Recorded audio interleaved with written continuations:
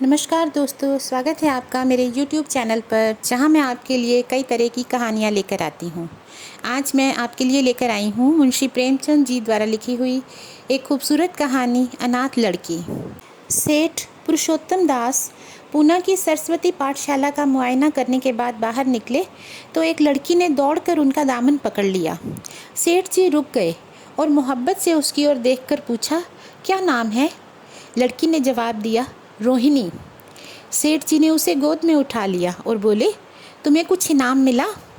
लड़की ने उनकी तरफ बच्चों जैसी गंभीरता से देखकर कहा, तुम चले जाते हो, मुझे रोना आता है, मुझे भी अपने साथ लेते चलो। सेठ जी ने हंसकर कहा, मुझे बड़ी दूर जाना है, तुम कैसे चलोगी? रोहिणी ने प्यार से उनकी गर्दन में हाथ डाल दिए और बोली, जहाँ तुम जाओगे वहीं मैं चलूँगी, मैं तुम्हारी बेटी होंगी। मदरसे के अफसर ने आगे बढ़कर कहा, इसका बाप साल भर हुआ नहीं रहा, माँ कपड़े सीती है, बड़ी मुश्किल से गुजर होती है। सेठ जी के स्वभाव में करुणा बहुत थी। यह सुनकर उनकी आंखें भर आईं। उस बोली प्रार्थना में वह दर्द था जो पत्थर से दिल को पिघला सकता है। बेकसी और यतीमी को इससे ज़्यादा दर्दनाक ढंग से जाहिर करना नामुमकिन था। उन्होंने सोचा, इस नन्हे से दिल में न जाने क्या अरमान होंगे, और लड़कियां अपने खिलौने दिखाकर कहती होंगी, यह मेरे बाप ने दिया है।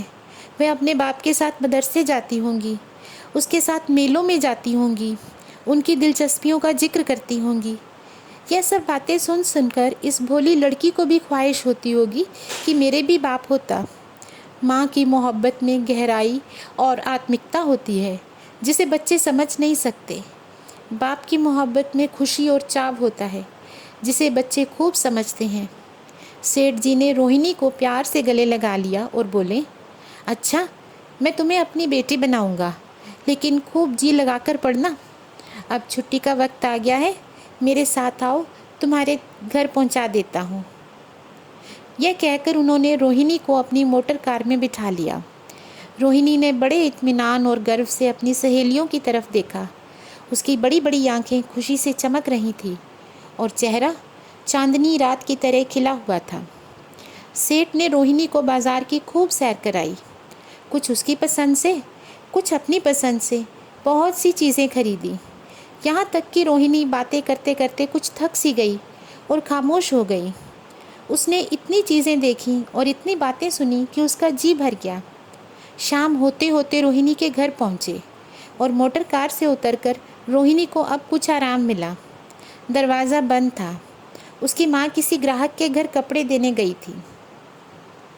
रोहिणी ने अपने तोहफ़ों को उलटना पलटना शुरू किया। खूबसूरत रबड़ के खिलौने, चीनी की गुड़िया जरा दबाने से चूं चूं करने लगती और रोहिणी यह प्यारा संगीत सुनकर फूली न समाती थी। रेशमी कपड़े और रंग बिरंगी साड़ियों के कई बंडल थे, लेकिन मखमली बूटे की गुलकारियों ने उसे खूब लुभाया था। उसे उन चीज़ों के पाने की जितनी खुशी थी, उससे ज़्यादा उन्हें अपनी सहेलियों को दिखाने की बेचैनी थी। सुंदरी के जूते अच्छे सही, लेकिन उनमें ऐसे फूल कहाँ हैं? ऐसी गुड़िया उसने कभी न देखी होगी। इन ख्यालों से उसके दिल में उमंग भर गई और वह अपनी मोहिनी आवाज़ में एक गीत गाने लगी। सेठ जी दरवाजे पर खड़े इन पवित्र दृश्यों का आनंद उठा रहे थे। इतने में रोहिणी की माँ रुक्मणी कपड़ों की एक पोटली लिए आती दिखाई दी। रोहिणी ने खुशी से पागल होकर एक छलांग भरी और उसके पैरों से लिपट गई। रुक्मणी का चेहरा पीला था, आंखों में हसरत और बेकसी छिपी हुई थी। गुप्त चिंता का सजीव चित्र मालूम होती थी, जिसके लिए ज़िंदगी में कोई सहारा नहीं। मगर रोहिणी को जब उसने गोद में उठाकर चूमा तो मानो जरा देर के लिए उसकी आंखों में उम्मीद और ज़िंदगी की झलक दिखाई दी। मुरझाया हुआ फूल खिल गया। बोली, आज तो इतनी देर कहाँ रही? मैं तुझे ढूंढने पाठशाला गई थी। रोहिणी ने हुमक कर कहा, मैं मोटर कार पर बैठकर बाजार गई थी, वहाँ से बहुत अच्छी अच्छी चीज़ें लाई हूँ, और वह देखो कौन खड़ा है। माँ ने सेठ जी की तरफ ताका और लजाकर सिर झुका लिया। बरामदे में पहुँचते ही रोहिणी माँ की गोद से उतरकर सेठ जी के पास गई और अपनी माँ को यकीन दिलाने के भोलेपन से बोली, क्यों, तुम मेरे बाप हो ना? सेठ जी ने उसे प्यार करके कहा, हाँ, तुम मेरी प्यारी बेटी हो। रोहिणी ने उनके मुंह की ओर याचना भरी आंखों से देखकर कहा, अब तुम रोज यहीं रहा करोगे? सेठ जी ने उसके बाल सुलझाकर जवाब दिया, मैं यहाँ रहूँगा तो काम कौन करेगा? मैं कभी कभी तुम्हें देखने आया करूँगा, लेकिन वहाँ से तुम्हारे लिए अच्छी अच्छी चीज़ें भेजूँगा। रोहिणी कुछ उदास सी हो गई। इतने में उसकी माँ ने मकान का दरवाज़ा खोला और बड़ी फुर्ती से मैले बिछावन और फटे हुए कपड़े समेटकर कोने में डाल दिए कि कहीं सेठ जी की निगाह उन पर ना पड़ जाए। ये स्वाभिमानी स्त्रियों की खास चीज़ है। रुक्मिणी अब इस सोच में पड़ी थी, मैं इनकी क्या खातिर तवाज़ो करूं? उसने सेठ जी का नाम सुना था। उसका पति हमेशा उनकी बड़ाई किया करता था।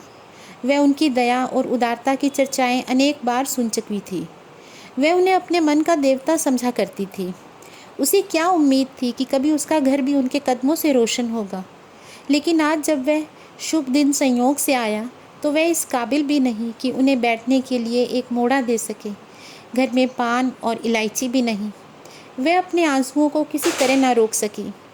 आखिर जब अंधेरा हो गया तो पास के ठाकुर द्वारे से घंटों और नगाड़ों की आवाज़ें आने लगी। तो उन्होंने ज़रा ऊंची आवाज़ में कहा, भाई जी, अब मैं जाता हूँ। मुझे अभी यहाँ बहुत काम करना है। मेरी रोहिणी को कोई तकलीफ़ ना हो। मुझे जब मौका मिलेगा उसे देखने आऊँगा। उसे पालने पोसने का काम मेरा है और मैं उसे बहुत खुशी से पूरा करूँगा। उसके लिए अब तुम्हें कोई फ़िक्र नहीं करनी। मैंने उसका वजीफ़ा बांध दिया है और यह उसकी पहली किस्त है। यह कहकर उन्होंने अपना खूबसूरत बटुआ निकाला और रुक्मणी के सामने रख दिया। गरीब औरत की आंखों में आंसू जारी थे। उसका जी बरबस चाहता था कि उनके पैरों को पकड़कर खूब रोए। आज बहुत दिनों के बाद एक सच्चे हमदर्द की आवाज़ उसके मन में आई थी। जब सेठ जी चले तो उसने दोनों हाथों से प्रणाम किया। उसके हृदय की गहराइयों से प्रार्थना निकली, आपने एक बेबस पर दया की है, ईश्वर आपको इसका बदला दे। दूसरे दिन रोहिणी पाठशाला गई तो उसकी बाकी सज धज आंखों में खुबी जाती थी। उस्तादनियों ने उसे बारी बारी प्यार किया और उसकी सहेलियां उसकी एक एक चीज़ को आश्चर्य से देखती और ललचाती थी। अच्छे कपड़ों से कुछ स्वाभिमान का अनुभव होता है। आज रोहिणी वह गरीब लड़की ना रही जो दूसरों की ओर विवश नेत्रों से देखा करती थी। आज उसकी एक एक क्रिया से शैशवोचित गर्व और चंचलता टपकती थी। उसकी ज़बान एक दम के लिए भी ना रुकती थी। कभी मोटर की तेज़ी का जिक्र था, कभी बाजार की दिलचस्पियों का बयान, कभी अपनी गुड़ियों के कुशल मंगल की चर्चा थी और कभी अपने बाप की मोहब्बत की दास्तान। दिल था कि उमंगों से भरा हुआ था। एक महीने बाद सेठ पुरुषोत्तम दास ने रोहिणी के लिए फिर तोहफे और रुपए रवाना किए। बेचारी विधवा को उनकी कृपा से जीविका की चिंता से छुट्टी मिली। अब वह भी रोहिणी के साथ पाठशाला आती और दोनों माँ बेटियाँ एक ही दर्जे के साथ साथ पढ़ती। लेकिन रोहिणी का नंबर हमेशा माँ से अव्वल रहा। सेठ जी जब भी पूना की तरफ से निकलते तो रोहिणी को देखने ज़रूर आते। उनका आगमन उसकी प्रसन्नता और मनोरंजन के लिए महीनों का सामान इकट्ठा कर देता। इसी तरह कई साल गुजर गए और रोहिणी ने जवानी के सुहाने हरे भरे मैदान में पैर रखा, जबकि बचपन की भोली भाली अदाओं में एक खास मतलब और इरादों का दखल हो जाता है। रोहिणी अब आंतरिक और बाह्य सौंदर्य में अपनी पाठशाला की नाक थी। हाव भाव में आकर्षक गंभीरता, बातों में गीत का सा खिंचाव और आत्मिक रस था। कपड़ों में रंगीन सादगी, आंखों में लाज संकोच, विचारों में पवित्रता। जवानी थी मगर घमंड और बनावट और चंचलता से मुक्त। उसमें एक एकाग्रता थी जो ऊंचे इरादों से पैदा होती है। स्त्रियोचित उत्कर्ष की मंजिलें वह धीरे धीरे तय करती चली जा रही थी। उधर सेठ जी के बड़े बेटे नरोत्तम दास कई साल तक अमेरिका और जर्मनी की यूनिवर्सिटियों की खाक छानने के बाद इंजीनियरिंग विभाग में कमाल हासिल करके वापस आए थे। अमेरिका के सबसे प्रतिष्ठित कॉलेज में उन्होंने सम्मान प्राप्त किया था। अमेरिका के अखबार एक हिंदुस्तानी नौजवान की इस शानदार कामयाबी पर चकित थे। उन्हीं का स्वागत करने के लिए बम्बई में एक बड़ा जलसा किया गया था। इस उत्सव में शरीक होने के लिए लोग दूर दूर से आए थे। सरस्वती पाठशाला को भी निमंत्रण मिला और रोहिणी को सेठानी जी ने विशेष रूप से आमंत्रित किया। पाठशाला में हफ्तों तैयारियां हुईं। रोहिणी को एक दम के लिए भी चैन न था। यह पहला मौका था कि उसने अपने लिए बहुत अच्छे अच्छे कपड़े बनवाए। रंगों के चुनाव में वह मिठास थी, काट छांट में वह फबन जिससे उसकी सुंदरता चमक उठी। सेठानी कौशल्या देवी उसे लेने के लिए रेलवे स्टेशन पर मौजूद थी। रोहिणी ने गाड़ी से उतरते ही उनके पैरों की ओर सिर झुकाया, लेकिन उन्होंने उसे छाती से लगा लिया और इस तरह प्यार किया जैसे वो उनकी बेटी है। वह उसे बार बार देखती थी और आंखों से गर्व और प्रेम टपक पड़ता था। इस जलसे के लिए ठीक समंदर के किनारे एक हरे भरे सुहाने मैदान में एक लंबा चौड़ा शामियाना लगाया गया था। एक तरफ आदमियों का समुद्र उमड़ा हुआ था, दूसरी ओर समुद्र की लहरें उमड़ रही थीं, गोया वह भी इसी खुशी में शरीक थी। जब उपस्थित लोगों ने रोहिणी बाई के आने की खबर सुनी तो हजारों आदमी उसे देखने के लिए खड़े हो गए। यही तो वह लड़की है जिसने अब की शास्त्री की परीक्षा पास की है, जरा उसके दर्शन करने चाहिए। अब भी इस देश की स्त्रियों में ऐसे रतन मौजूद हैं। भोले भाले देश प्रेमियों में इस तरह की बातें होने लगी। शहर की कई प्रतिष्ठित महिलाओं ने आकर रोहिणी को गले लगाया। आपस में उसके सौंदर्य और उसके कपड़ों की चर्चा होने लगी। आखिर मिस्टर पुरुषोत्तम दास तशरीफ़ लाए। हालांकि वह बड़ा शिष्ट और गंभीर उत्सव था, लेकिन उस वक्त दर्शन की उत्कंठा पागलपन की हद तक जा पहुंची थी। एक भगदड़ सी मच गई।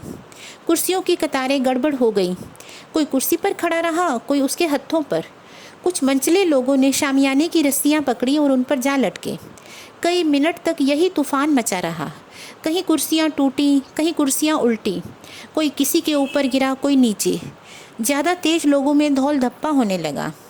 तब बीन की सुहानी आवाज़ें आने लगी। रोहिणी ने अपनी मंडली के साथ देश प्रेम में डूबा हुआ गीत शुरू किया।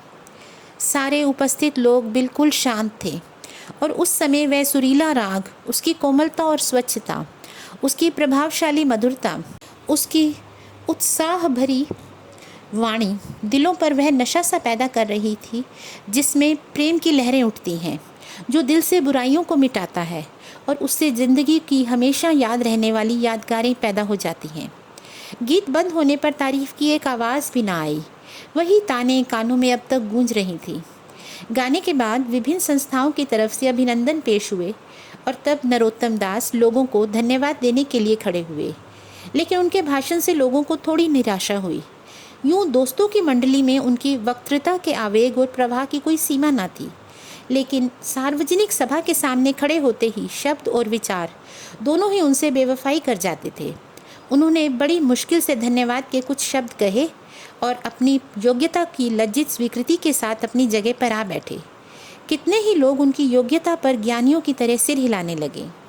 अब जलसा खत्म होने का वक्त आया। वह रेशमी हार जो सरस्वती पाठशाला की ओर से भेजा गया था, मेज पर रखा हुआ था। उसे हीरो के गले में कौन डाले? प्रेसिडेंट ने महिलाओं की पंक्ति की ओर नज़र दौड़ाई और चुनने वाली आंख रोहिणी पर पड़ी और ठहर गई। उसकी छाती धड़कने लगी, लेकिन उत्सव के सभापति के आदेश का पालन आवश्यक था। वे सर झुकाए हुए के पास आई और कांपते हाथों से हार को उठा लिया। एक क्षण के लिए दोनों की आंखें मिली और रोहिणी ने नरोत्तम दास के गले में हार डाल दिया। दूसरे दिन सरस्वती पाठशाला के मेहमान विदा हुए, लेकिन कौशल्या देवी ने रोहिणी को ना जाने दिया। बोली, अभी तुम्हें देखने से जी नहीं भरा। यहाँ तुम्हें एक हफ्ता रहना होगा। आखिर मैं भी तो तुम्हारी माँ हूँ।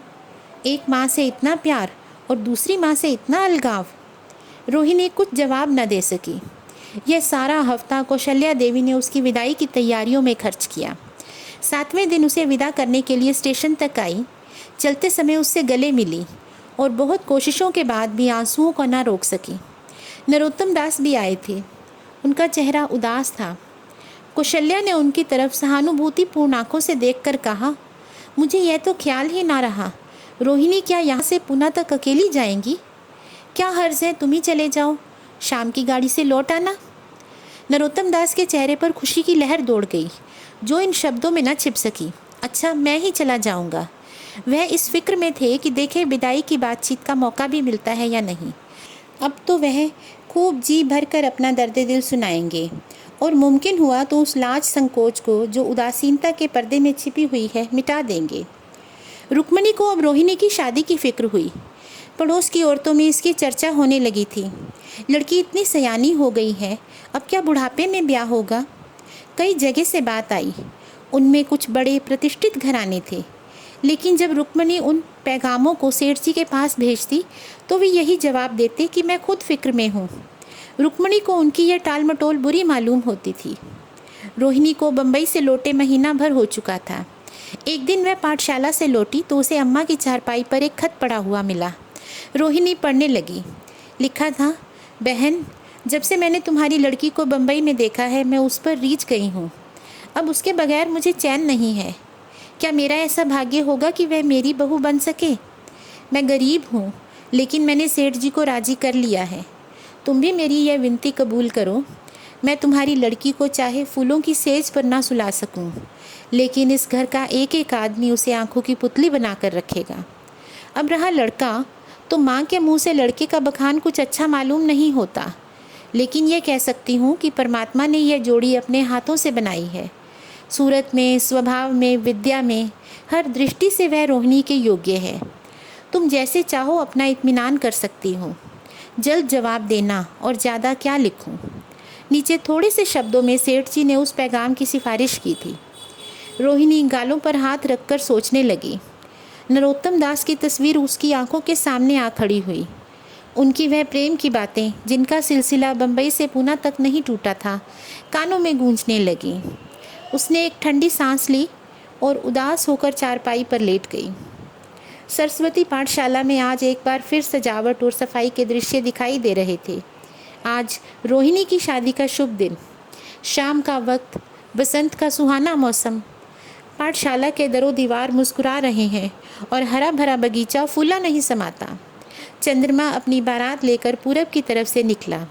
उसी वक्त मंगलाचरण का सुहाना राग उस रुपहली चांदनी और हल्के हल्के हवा के झोंकों में लहरें मारने लगा। दूल्हा आया। उसे देखते ही लोग हैरत में आ गए। ये नरोत्तम दास थे। दूल्हा मंडप के नीचे गया। रोहिणी की माँ अपने को रोक ना सकी। उसी वक्त जाकर सेठ जी के पैरों पर गिर पड़ी। रोहिणी की आंखों से भी प्रेम और आनंद के आंसू बहने लगे। मंडप के नीचे हवन कुंड बना था। हवन शुरू हुआ। खुशबू की लपटें हवा में उठीं और सारा मैदान महक गया। लोगों के दिलो दिमाग में ताजगी की उमंग पैदा हुई। फिर विवाह संस्कार की बारी आई। दूल्हा और दुल्हन ने आपस में हमदर्दी, जिम्मेदारी और वफादारी के पवित्र शब्द अपनी ज़बानों से कहे। विवाह की वह मुबारक जंजीर गले में पड़ी जिसमें वज़न है, सख्ती है, पाबंदियां हैं, लेकिन वज़न के साथ सुख और पाबंदियों के साथ विश्वास है। दोनों दिलों में उस वक्त एक नई बलवान आत्मिक शक्ति की अनुभूति हो रही थी। जब शादी की रस्में खत्म हो गईं तो नाच गाने की मजलिस का दौर आया। मोहक गीत गूंजने लगे। सेठ जी थक कर चूर हो गए थे। जरा दम लेने के लिए बगीचे में जाकर एक बेंच पर बैठ गए। ठंडी ठंडी हवा आ रही थी। एक नशा सा पैदा करने वाली शांति चारों तरफ छाई हुई थी। उसी वक्त रोहिणी उनके पास आई और उनके पैरों से लिपट गई। सेठ जी ने उसे उठाकर गले से लगा लिया और हंसकर बोले, क्यों, अब तो तुम मेरी अपनी बेटी हो गई ना। तो इस तरह से हमारी इस कहानी का एक सुखद अंत हुआ। लेकिन ये कहानी पढ़ने के बाद कई बार मन में ये विचार आता है कि क्या सच में ऐसा होता है? क्या सच में इस दुनिया में ऐसे लोग हैं जो हर रिश्ते को, प्यार को पैसे पर नहीं तोलते, जो लोगों को सुख देकर उनके दुखों को दूर करके ही इस जीवन में स्वर्गीय अनुभूति प्राप्त करते हैं? दोस्तों, अगर आपको मेरी कहानियाँ पसंद आती हैं तो आप मेरे चैनल को प्लीज़ लाइक, शेयर और सब्सक्राइब करें। धन्यवाद।